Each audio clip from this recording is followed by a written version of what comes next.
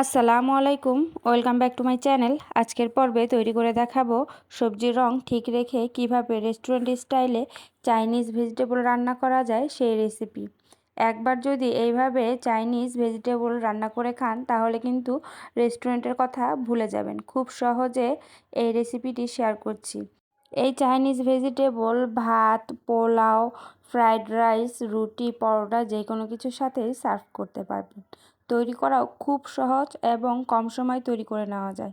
চলুন তাহলে দেখে নিই কীভাবে তৈরি করে নেব। চাইনিজ ভেজিটেবল রান্না করার জন্য আমি এখানে ঝিঙে নিয়েছি, আর নিয়েছি শালগম, সাথে নিয়েছি হলো গাজর, একটা ক্যাপসিকাম আর কয়েকটা ফুলকপির ফুল। তো একটা হাঁড়িতে আমি তেল দিয়ে দিলাম 3 থেকে 4 টেবিল চামচ, আর এখানে 2 থেকে 3 টেবিল চামচ দিয়ে দিলাম হলো রসুন কুচি। তো এই রসুন কুচিটা দিয়ে আমি নাড়াচাড়া দিয়ে অল্প কিছুক্ষণ ভেজে নেব। পুরো লাল লাল করব না বা বাদামিও করব না, অল্প কিছুক্ষণ ভেজে নিলেই হবে। রসুনগুলো অনেকটাই ভাজা হয়ে গেছে। এখন আমি অ্যাড করে দিচ্ছি মুরগির মাংস। আমি হাড় ছাড়া মুরগির মাংস চিকন চিকন করে কেটে নিয়েছি। আপনারা স্কোয়ার শেপেও কেটে নিতে পারেন। তো এভাবে কিছুক্ষণ তেলের মধ্যে আমি এই মাংসগুলোকে ভেজে নেব। ভেজে নেওয়ার সাথে সাথে এর মধ্যে দিয়ে দিব পর্যাপ্ত পরিমাণ লবণ, মানে হাফ চামচের মতো আমি লবণ অ্যাড করে দিলাম।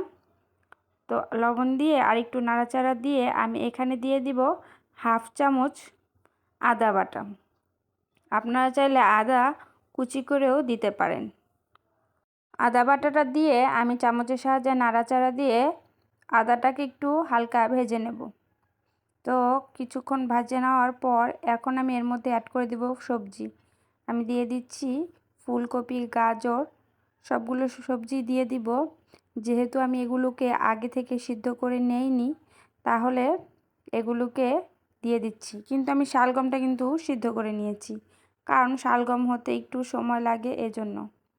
তো এটা দিয়ে আমি নাড়াচাড়া দিয়ে দিব। কিছুক্ষণ নাড়াচাড়া দিয়ে সবজিগুলোকে হালকা হালকা ভেজে নেব। এই পর্যায়ে আমি এর মধ্যে অ্যাড করে দিব 2 কাপ পরিমাণ পানি। তো পানি দিয়ে দিলাম।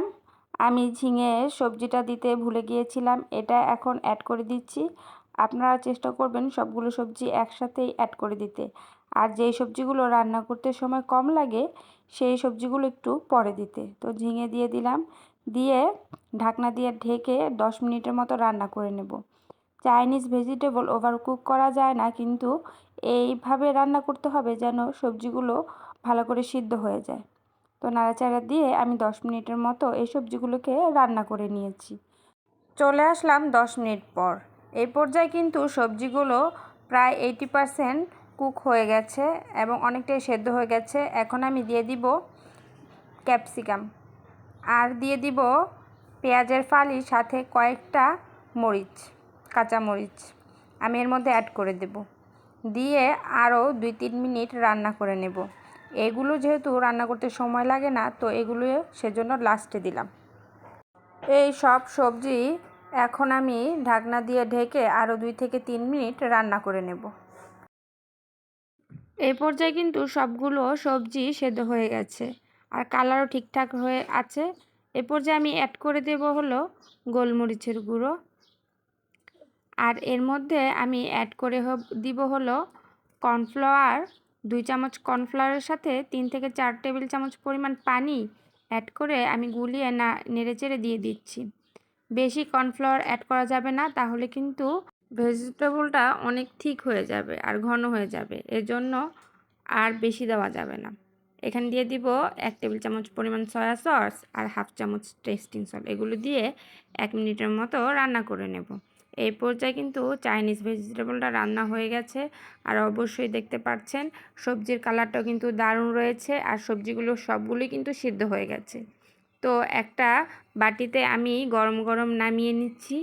এরকম সবজি যারা এখনও ট্রাই করেননি, একবার হলেও ট্রাই করে দেখতে পারেন। খেতে কিন্তু দুর্দান্ত। রুটি, পরোটা, পোলাও, ফ্রাইড রাইসের সাথে খুবই ভালো লাগে। তো আমার এই রেসিপিটি কেমন হয়েছে অবশ্যই কমেন্টে জানাবেন, আর রেসিপিটি ভালো লাগলে অবশ্যই আমার চ্যানেলটিকে সাবস্ক্রাইব করবেন। আল্লাহ হাফেজ।